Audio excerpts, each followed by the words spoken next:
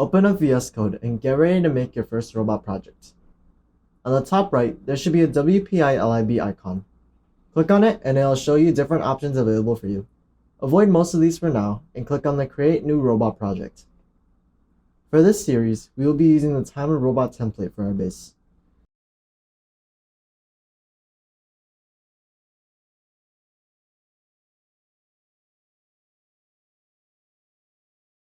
After filling out the required info for the template here, we see the different sections within the program.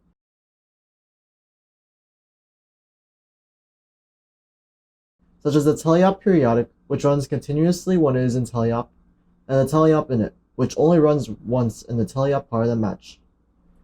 This process can be applied to the other parts of the program which have these methods ending in either periodic or init, such as autonomous, which will run the code when it hits autonomous period, or robot, which will run once the robot is started up.